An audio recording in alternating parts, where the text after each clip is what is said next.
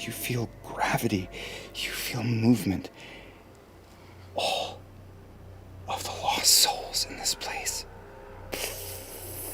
twist and pull into you.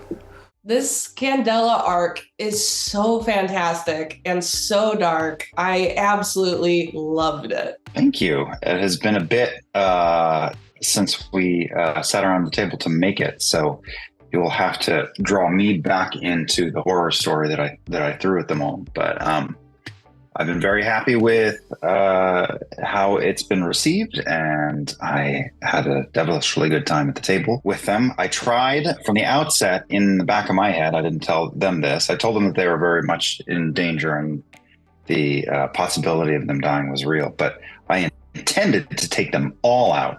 And despite my best efforts, some of them made it out. And I will put that up to their unnaturally good luck with rolling. Yeah, that was absolutely insane. They rolled Candela so many times. Yes, I was gobsmacked for the back end of that game. Amy's also slippery. Amy's hard to kill. She's a good negotiator. She's a little bit like Laura Bailey in a way, in that she can, our own Critical Role's own Laura Bailey, and that she, just by force of will, is able to snake her way through situations.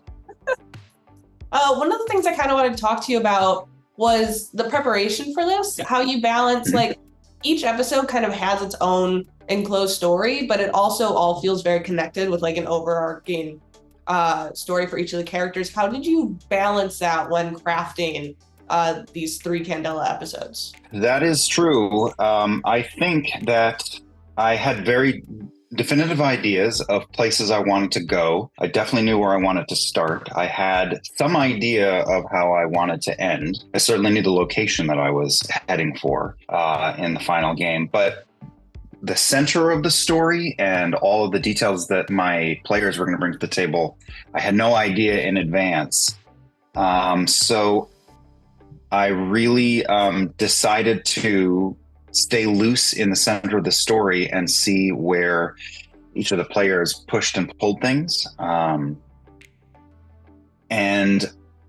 did have ideas about where we would go toward in the back third in the final act of this story, but it's a lot of it is different than I ever anticipated, and that's really just the thrill of playing this game or any game around a table together. If you let yourself be open to it, sometimes, and we talked on one of our earlier conversations, with a one shot, right? There's not a lot of room for extreme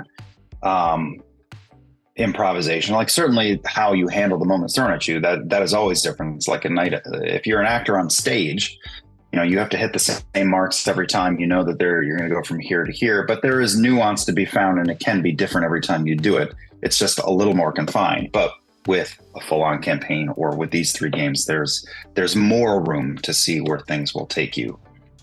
One example of that, I'll say, is with Amy's character, with Grimoria. Her connection to the past and her abilities as a medium, they weren't, not a lot of that was gelled in advance, and her connection to Tia Griffia sort of morphed and changed and became far more important into the story that we were all telling together as the game went on. And there was a lot of we didn't shoot these games in a day. There was days often between them, and I would go off like a madman into this laboratory and just write and think and figure out what the previous game meant for what was coming up next. Sometimes it was challenging, but it was very exciting to sort of draw it all together. And you get to the end of a campaign or an end of one of these chapters of Candela, and one of the most exciting and rewarding parts of it is creating a story, telling a story, being happy with it, but having discovered it with the people at the table with you. And I really love my time with those 4 players. It was such a blast to watch. And then what were you excited about exploring in Old Fair? Because we haven't really delved into that as much in the past campaigns as we did with this one. I would be happy to return to the table to run games in the future, and there's a lot of untapped fun that is both in the core book, in the campaign book, where I don't know if you've had time, I can't remember, maybe you told me this already, but to go through the campaign book and see sort of what the book presents for places you can go down in Old Fair. But their trek down through,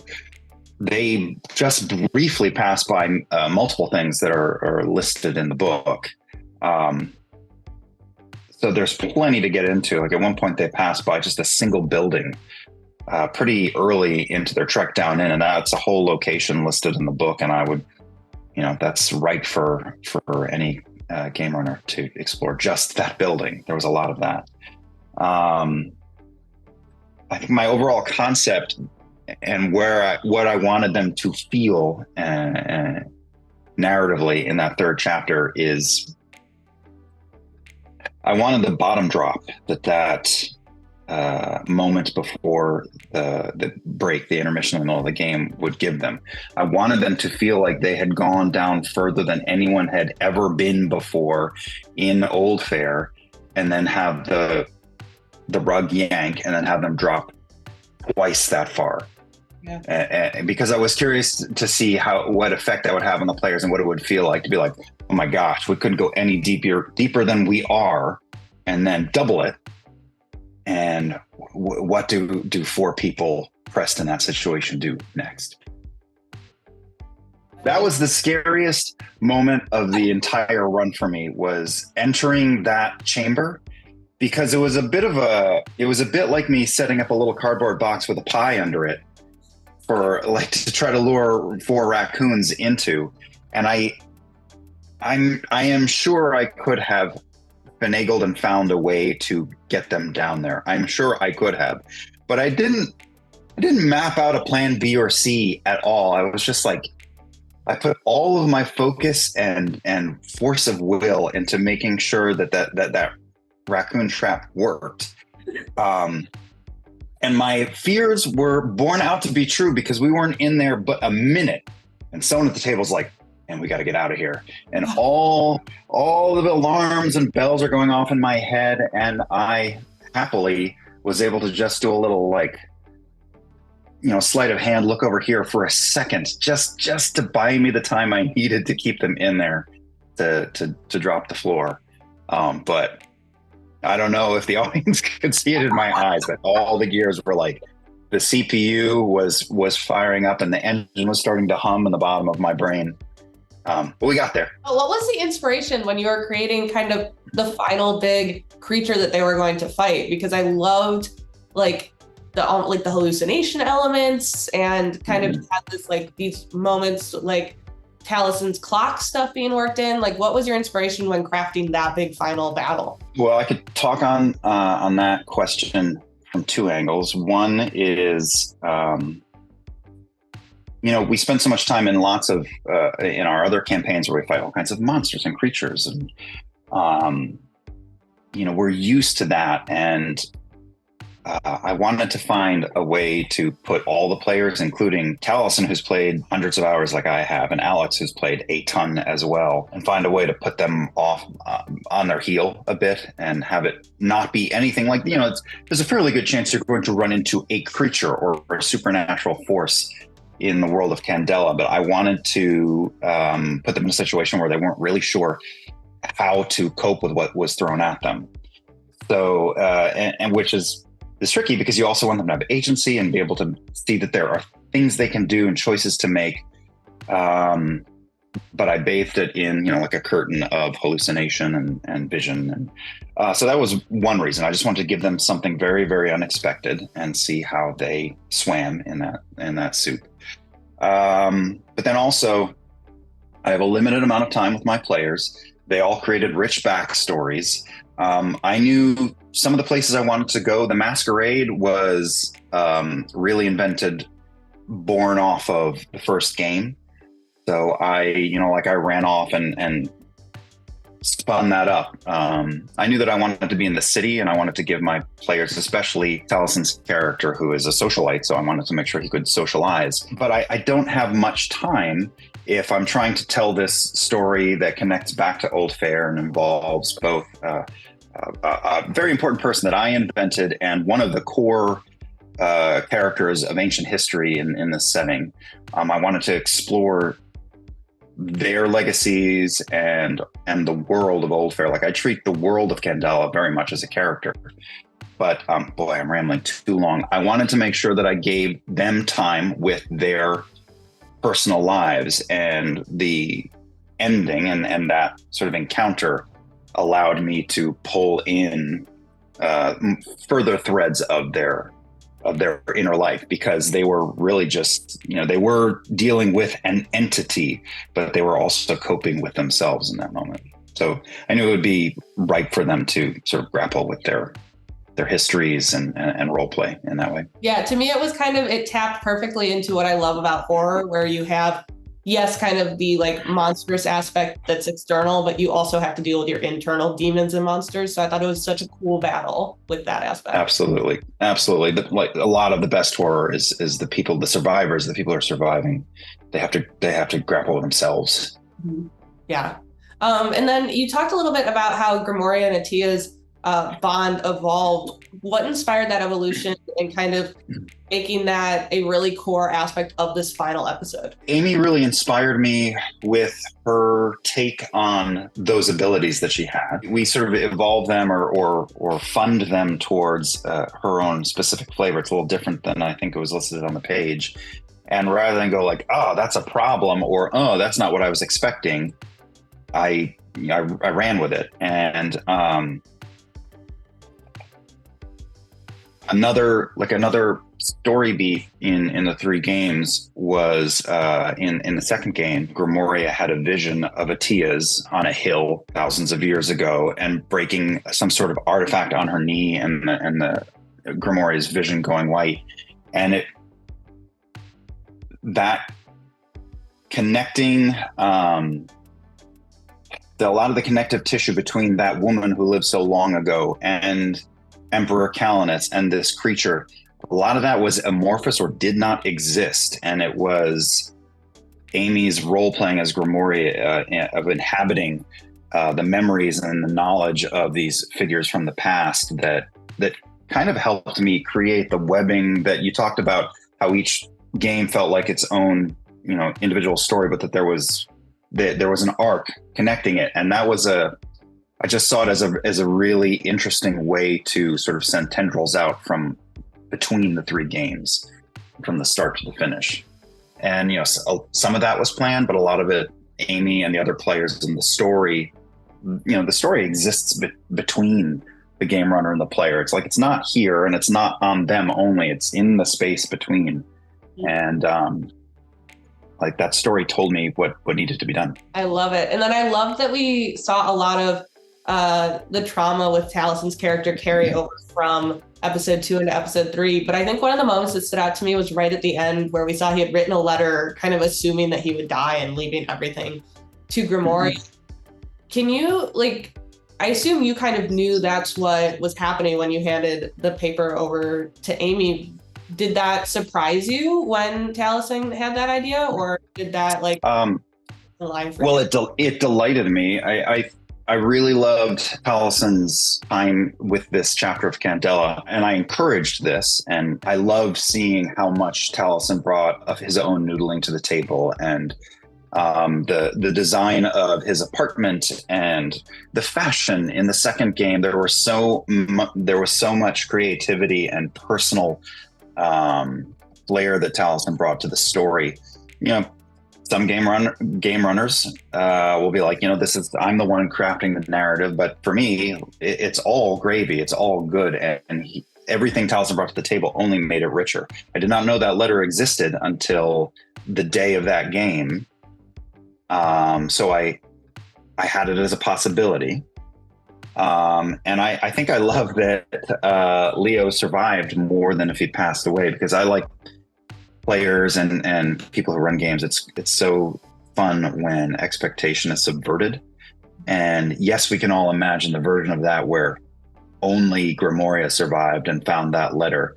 But it was so, endearing and surprising to have him exhausted from everything they'd been, 8 feet away from her, passed out on that chaise, and her to find that letter. And to discover that gesture. And then we can all imagine that enriched and informed their relationship for the rest of their days. It was lovely, a really lovely touch. One of my favorite things that you said in this was, the circle is broken, a circle is not two. So can you talk to me a little bit about kind of when we have like Amari and Alex's characters die, and like what you were excited to explore with that element with the survivors? I think as far as people surviving this, that was the treat for me. Like, the surprise for them is the amusement park exploration they get to do, and all the things that I sort of the possibilities and the people and the places I planned. But for me, setting out from the beginning, at every step of the way, I got to wonder what's going to happen. What are these people going to do? Will they survive?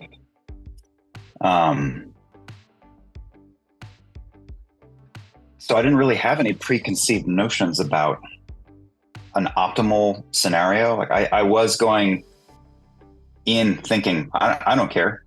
This is a hard place. These characters can all die. And we haven't had that happen on Candela yet. I thought maybe this is the time, and I'm perfectly willing to go there. I think I love where it landed, though, because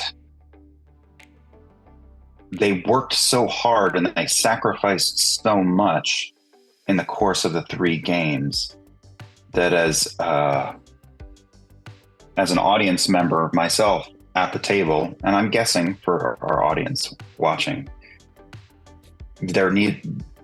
it felt right for there to be something gained for all the sacrifice that happened.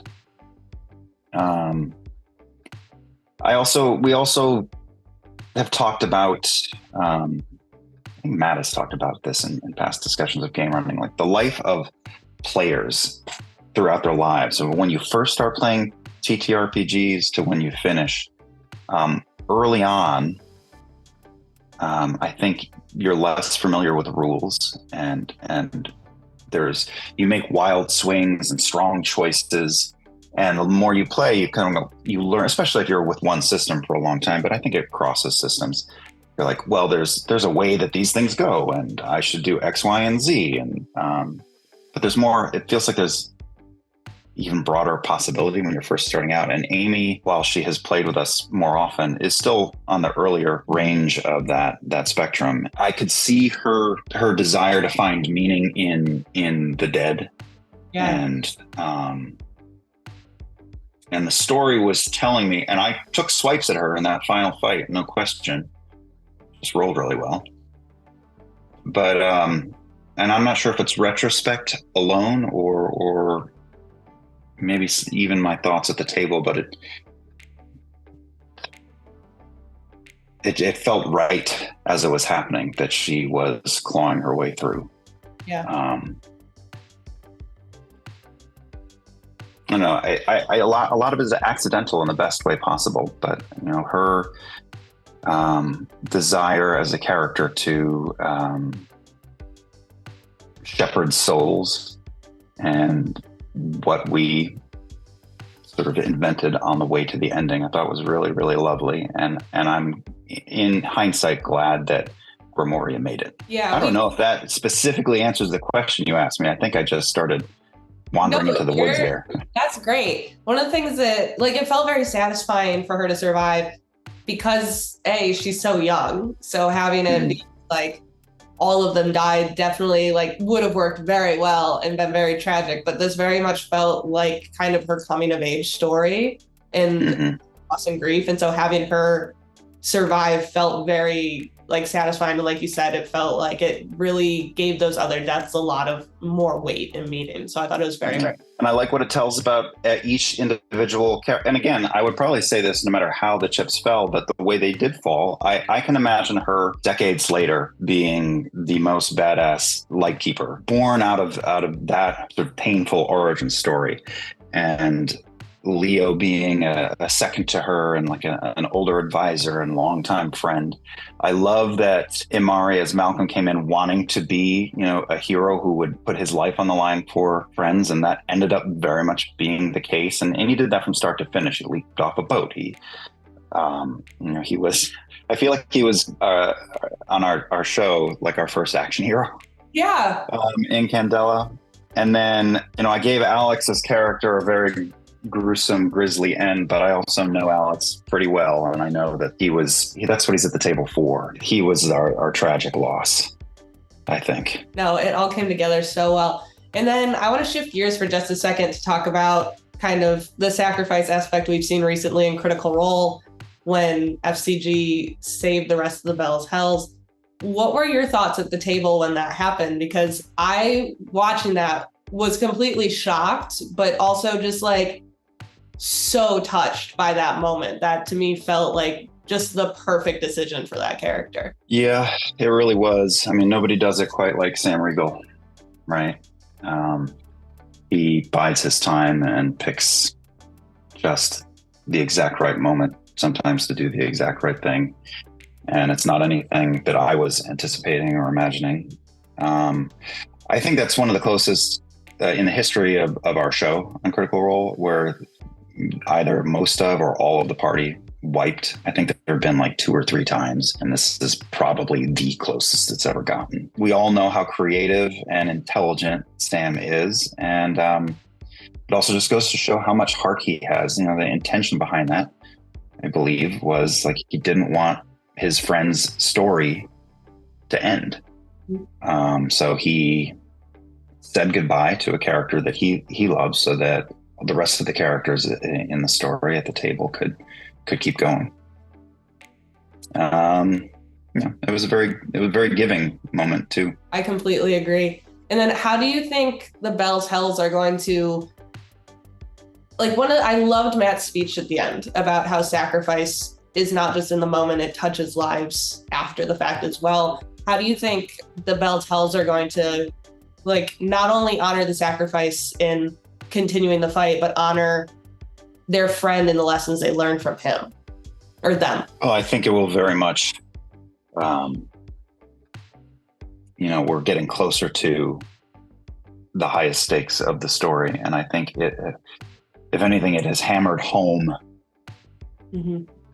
every life lost in the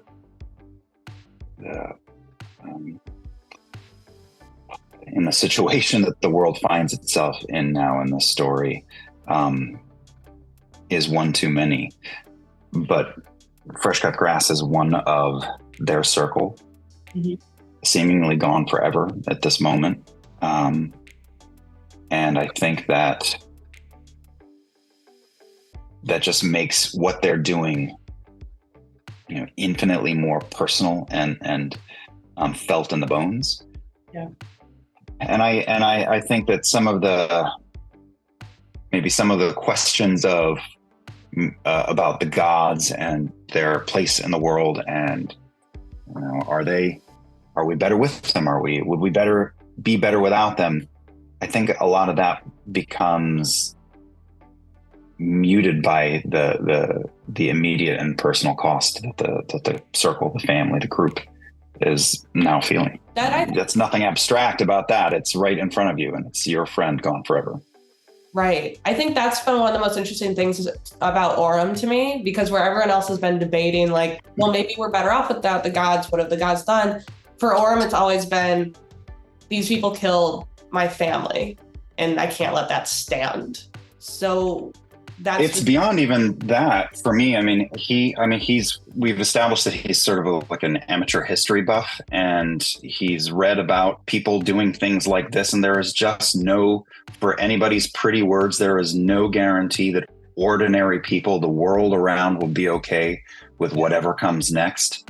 And it's just not, he does not see that as any kind of risk worth taking for everyday people around the world. Of course, it's personal for him, but it is global, and it is like a humanitarian for him. I love it. People's politics or religion or philosophy steamrolling everyday people. That's what he's concerned with most at the moment. I love that. And then shifting back to Candela for just a moment before we wrap up, would you, like, if we get to see you GM another game, like another chapter, which I really hope we do, would you want an entirely new story, or would you want to kind of revisit Grimoria and see what's happened with her if a new circle kind of is where she ends up? I can see advantages to both of those, positives to both of those. I would love to check in with Grimoria later. She would be starting a little dinged up already. Yeah.